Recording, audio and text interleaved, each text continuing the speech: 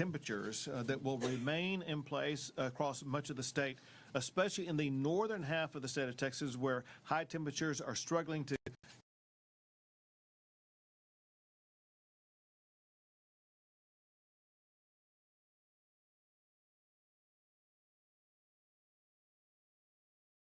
through Friday morning. Potentially significant road impacts in the form of snow, ice, and accumulations may occur from West Texas through the Big Country, Concho Valley, and Northern Hill Country. Higher snowfall amounts are forecast to occur around the Dallas-Fort Worth area and over much of northeast Texas. In addition to the wintry precipitation, central, southeast, and south Texas may get some rain, which may lead to flash flooding in certain coastal communities. Importantly for the safety of our fellow Texans are warming centers. As of this morning, more than 345 warming centers have been opened by local officials across the state. These warming center locations can be found at texas.org and monitor local media outlets for their closest warming center. So to help Texas stay safe and warm, I've deployed emergency response resources from more than a dozen agencies across the state of Texas to help our fellow Texans. One of them involves, obviously, the Public Utilities Commission throughout this winter episode. The good news is you'll hear more from both ERCOT and Public Utilities Commission officials, and that is the power grid looks in a very, very strong situation. What we have to deal with is not so much whether or not there's going to be power on the power grid to power the entire state of Texas, but local impacts because of freezing rain on power lines.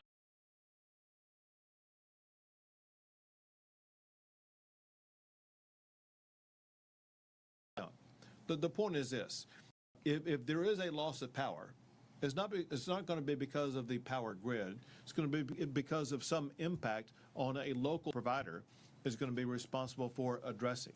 So it's important at this time to make sure you have all the contact information that you need by texting, by website, whatever the case may be. You're going to be able to contact your local power provider to make sure, for one, you can learn about the situation, but for another, you can report that your power is down.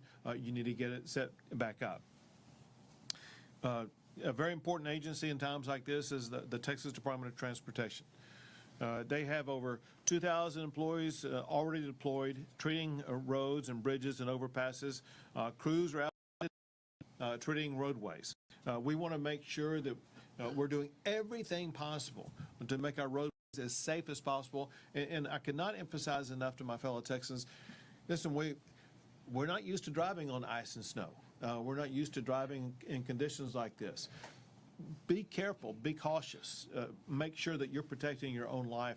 If you do get out on the road, drive safely. If you don't need to be out on the road, if you're one of the parts of the state that's going to have icy roads, stay home for the next day or so, or do so in ways that you're not going to be driving in dangerous conditions. TxDOT is working 24/7. 16 roads have been impacted as of 8 o'clock this morning, primarily in northwest Texas. TxDOT is coordinating with state partners as well as local partners to provide additional support on major highways and corridors. Has been heavily involved. They have activated hundreds of National Guard personnel and equipment in support of winter weather operations. Resources are staged across areas of concern. Responders are stocked with water, ready-to-eat meals and blankets, and are prepared to transport stranded motorists to nearby warming stations. We also have the Texas A&M Forest Service actively involved. They're providing saw crews, motor graders, and personnel to assist with clearing ice and snow. The Texas Railroad Commission has been involved. This is very important to make sure we're going to have all the natural gas supplies to provide the power generation that we need. And the Railroad Commission has been in contact with all the providers of that, making sure that the plentiful natural gas supplies that will be needed are going to be available. The Texas Department of Public Safety is providing extensive number of highway patrol troopers to patrol roadways and assist motorists in all of the affected regions. The Texas Parks and Wildlife Department, they have deployed game wardens to support local law enforcement, as well as provide high-profile vehicles to assist stranded motorists, and are using drones to be able to better observe the area to make sure that they're able to fully monitor to determine if there's anybody in a distressed situation. And Texans can find centers operated by local officials at tdem.texas.gov/warm and check out road conditions at drivetexas.org. I want to express my gratitude for all of the emergency first responders who are engaged at the state and local level at this time. Your role, your service is more critical now than almost any other time as we work collaboratively to protect our fellow Texans. And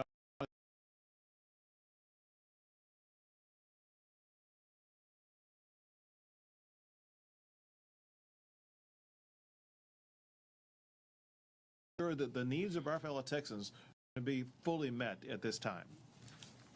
Where do you go to next? You? I'll take it. Yep. There you go. Yep. Thank you. Yep. Thank you, Governor. And listen, thank you all for being here with us today and helping us get this message out. I have 4 points that I'd like to address. The first one is I need your help in making sure the public stays weather have been varied as how much rain and how much ice and how much snow we're going to get and what the temperatures will be. What the meteorologists tell us is just 1 or 2 degrees in temperature difference and height of that temperature could mean the difference between no snow or up to 10 to 12 inches of snow. So really need your help making sure our public is weather aware. Stay tuned to the media. Make sure that they've charged their phones and that they're getting accurate information. The second is we know people are going to be traveling, and concern right now is people getting out on the roads because we'll see temperatures warm up above freezing during the day, and then any moisture that's on the ground is going to refreeze at night. And the roads can be very treacherous if you can't see where you're driving. So if you're going to be out on the road, know that we have the Department of Public Safety. Our military department will be out. Parks and Wildlife game wardens will be out. The A&M Forest Service will have courtesy crews out, and as well as our TDEM folks. They're going to have food and water and blankets. 140 warming centers. As the governor mentioned, you can find those locations on the website there. The warming centers, additional ones will be opened. And then really the fourth thing I want to mention is if people are out driving, you're going to hear in a minute that the grid conditions are fine. They're perfect. We're not going to have any problem with that. But ice on trees, ice on power lines, or somebody losing control and hitting a power pole could make you lose power at your house. I want you to also make sure that you have blankets at your house, that you have enough food, that you have enough water, and that you know the number to your local power company so that you can get information from them about when your power may be back on. We see this every year whenever it gets cold and people lose power or they try to find additional ways to stay warm. We have carbon monoxide poisonings and deaths, and those are preventable injuries. And so I need your help in getting those top safety recommendations out for people to avoid carbon monoxide poisoning and death. That's all I have, Governor. Go to TxDOT next. Okay. Well, thank you. So TxDOT crews have been out pre-treating roadways across the state since Friday afternoon, peaking yesterday at about 2,100 employees out pre-treating the roadways. We are also staging crews from South Texas in the DFW area where we think there'll be impacts, and at the I-10, I-20 split in West.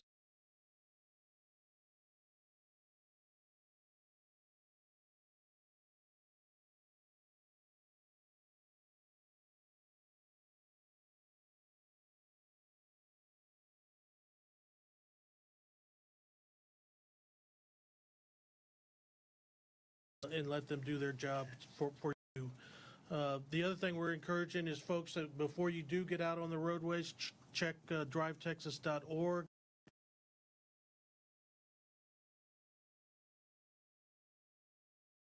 Thank you very much. And now we will hear from ERCOT, the power grid operator in the state of Texas. Thank you, Governor. As the Governor noted and Chief Kidd noted, we do expect to have more than adequate supply of power to serve the state throughout this winter event. As a point of reference, we have added more than 10,000 megawatts of new generation just this year since the last winter. And so we've got more supply on the grid than we ever have had before. Been coordinating very closely with all the power generators and the transmission distribution utility companies over the last week in preparations for this upcoming weather event. One of the things we also do to make sure that there will be adequate power throughout an event like this is we inspect power generating facilities throughout the winter. We've already inspected around 150 power and transmission facilities in December alone. We'll hit another 170 stations this January through February through the season. The inspections are going very well. The generator and transmission community have been doing everything they need to do to make sure that their facilities will be running safely and reliably throughout events just like this. So I just want to reiterate, if you do experience a power outage, it's very likely due to a local utility issue. It could be ice on lines, ice on trees, somebody hits a power pole. Call or reach out to your local utility. You can also go to the Public Utility Commission website. They track outages there and can give you good information as to what's going on. So thank you, Governor. Thank you very much. And now the chair of the Texas Public Utilities Commission. Thank you, Governor.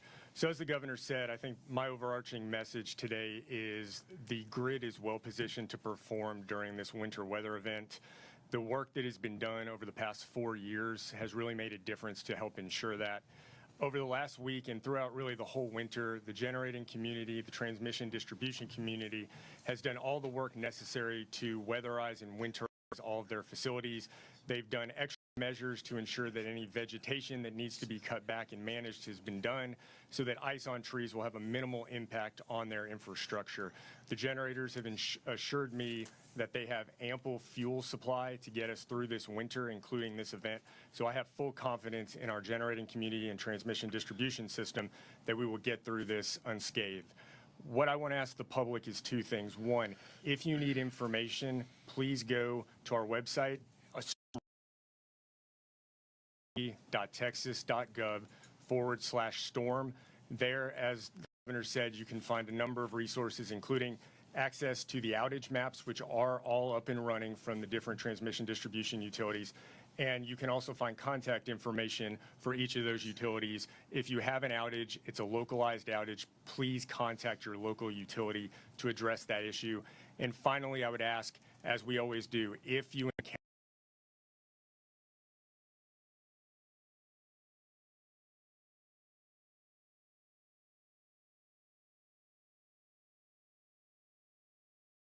Governor. Thank you very much. Listen, again, the reality is, as much as we try to discourage people traveling on treacherous roads, we know that some people are going to get out there on those roads, and there may be some people who get stranded. We want to make sure everyone knows that there is an easy phone call that you can make if you do get stranded on the roads. If you go to the back of your driver's license, at the very bottom down here, there is a number for roadside assistance. It's 1-800-525-5555. Just pull out your license, check out the number at the bottom, make the phone call, and there will be someone who will answer that, who will be able to more quickly assist you in your stranded situation. With that, we'll be able to take a few questions. Governor, I'd love to go back to the grid and talk specifically about that. You speak with confidence when you say, as did Mr. Vegas, that the grid is going to be sturdy and reliable throughout this storm. At the same time, you've also very publicly said that you think that the legislature needs to invest more in the grid, given those energy supply and demand trends that we're heading towards nearly doubling by 2030. Just kind of walk me through, how do you reconcile those two ideas, that we are going to be okay just this week alone, but that we have so much work ahead Sure. of us? So first, where we are today, and that is that I've signed, the power grid is much more reliable and resilient than this ever in the history of the state of Texas. As Pablo indicated, listen, we have abundant supply that was added to the power grid over the course of the past year. If you look at the ERCOT site, you can see that there's going to be abundant available supply over what the demand is going to be. And so when you take that into consideration, as well as ensure the power generators, the transmitters, from the wellhead when natural gas comes out of the ground, as well as storage of natural gas, it is far different and far better than it's ever been in the history of the state of Texas. That said, we know these two facts. Last year alone, there were more than 600,000 people who moved to the state of Texas. We have more than 340 economic development projects in our pipeline. We're going to have many more businesses coming to the state of Texas, some of which will be heavy users of power, such as AI data centers. And so for Texas to maintain its national leadership for economic development and for growth, we need to make sure that we continue to add more power to our grid so that the power will stay on for every home and for every business. And that's why, once again, when we go into this next session, we'll be asking for more money to generate more dispatchable power in the state of Texas. Yep, Governor, we've been here a lot, it seems like over the years with winter storm issues. Do we have more snow plows and de-icing equipment? Have we added to our fleets over these last few years? Have we seem like, again, we're here, it seems like every winter at this point. Sure, well, that's what winter's all about. But as far as the amount and availability of things like snowplows, et cetera, I think I should leave that to TxDOT to answer. We absolutely do, and we've on how better to treat roadways in these conditions. So we do have more plows, we have more equipment, we have them staged across the state more strategically, and they're all staged and ready to go for this event. Governor, what scares more to the authorities, like in general with this winter weather? So I missed the first part of the question. What is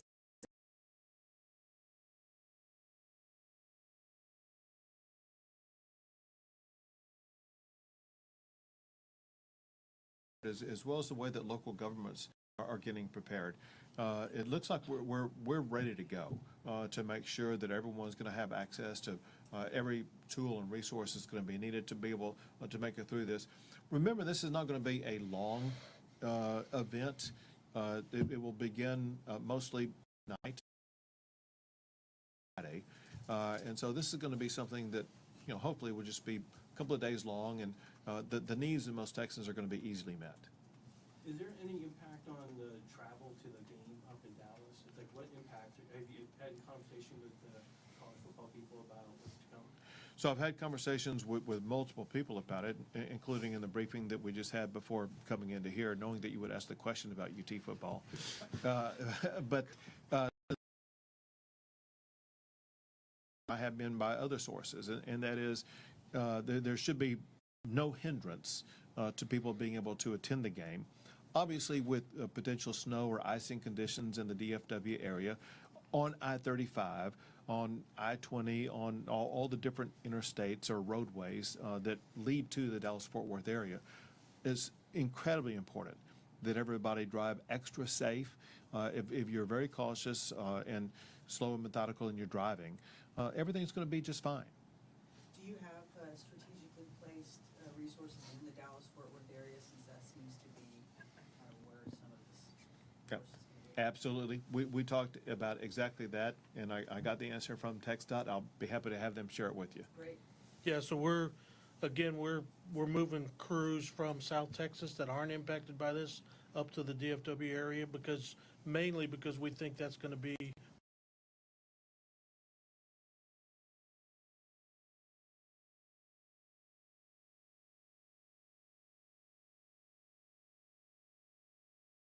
guys can tell us about how you're shoring up resources. Yeah, so it's really moving those crews, so we have additional crews that are gonna be ready to go to treat hot spots. We do believe that the pre-treating is gonna work. But if there is some accumulation, that pre-treating also helps us get the ice removed from the roadways easier. So we're fully prepared for this event, and again, those resources from South Texas are gonna really help us in the DFW area. Can you talk a little bit about that pre-treating? I know, I think Monday evening, I-35 in downtown Austin was being treated. Can you talk a little bit about how that works and sort of the strategy about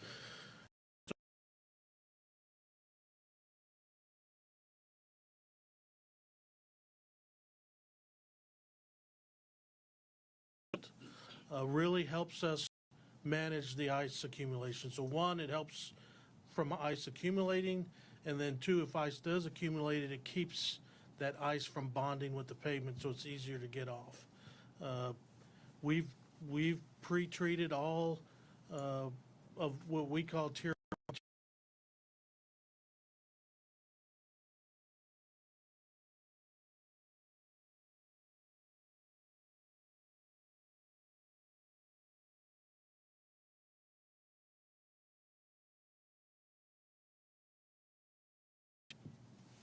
I want to add something. So, and I appreciate both of y'all's questions. Listen, there's three key factors in how this is going to play out.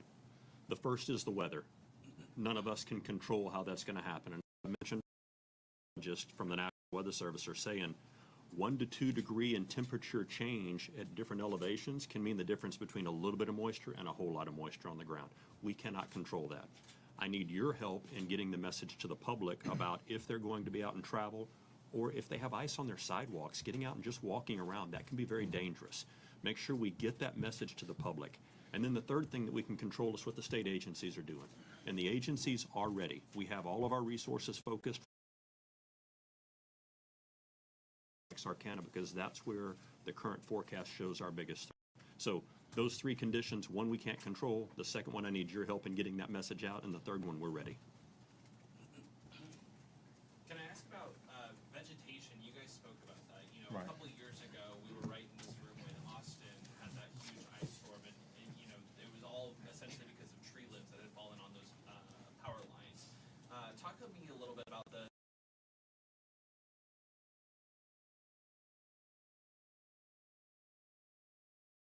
What happened in prior events, whether it be the winter storm in Austin and the surrounding area, or what happened in the aftermath of Hurricane Beryl over in the Center Point service area. Completely unacceptable. Because of those situations where people lost power, because of the failure of local power companies to remove that vegetation, we've ensured, well, let's say, put it this way, we put extraordinary pressure on all of these power providers to make sure that they remove the vegetation that could cause power lines to come down. Encore, which is responsible for a lot of the North Texas area that will be mostly impacted by this winter storm, has been very aggressive over the past week or two in advance of this storm to make sure they are redoubling their efforts to remove vegetation in the area to minimize the cause of down power lines, which often